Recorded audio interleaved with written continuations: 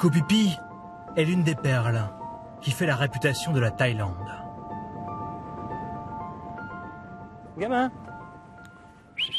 Sur cette île allez viens mon chien. vit William. Regarde l'eau comme elle est belle. C'est tout à toi. Ici, tout le monde l'appelle Bill. 17 ans que ce Français de Chambéry est instructeur de plongée à Koh Phi Phi. Il n'y a personne. L'eau est super claire alors que normalement elle est complètement sale. Il n'y a aucune pollution en ce moment. Là on le voit vraiment. Et il n'y a personne. C'est la plage la plus fréquentée de Phi Phi où normalement là il devrait y avoir 2000 personnes environ. Où il y a tous les bars de plage d'ailleurs qui sont ici. Et regardez, on est tout seul. Bon, il y a un bateau et c'est tout.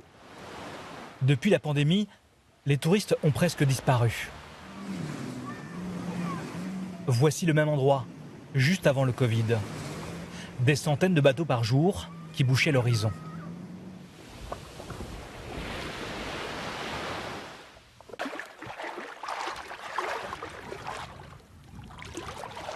Depuis un an, Bill n'a presque plus de clients.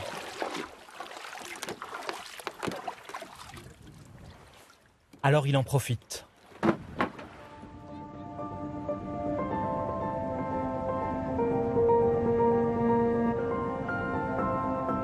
Cet amoureux de Koh Phi Phi part chaque jour ou presque à la redécouverte de ces lagons.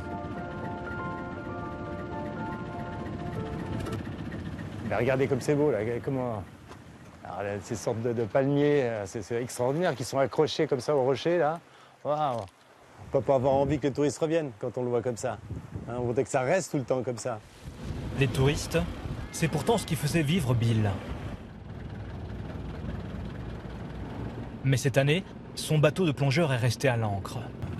Je l'ai depuis 3 ans. Là, il est relativement en piteux état parce que j'ai pas eu les moyens de l'entretenir. C'est tout ce qui vous reste ? C'est tout ce qui me reste, c'est toute ma vie là. Là, il est décapité, j'ai perdu le taux, mais cette année, ben, j'ai plus les moyens du tout. En un an, Bill a dépensé toute sa trésorerie. Plus de 50 000 € de charges diverses. À 68 ans, ce célibataire est au bord de la faillite. Ah, moi, je suis au bout de la rue là. Là, il me reste de quoi tenir 3 mois sur l'île. Et après, comme je sais pas, en réalité, je sais même pas où atterrir. Donc, j'ai nulle part où aller.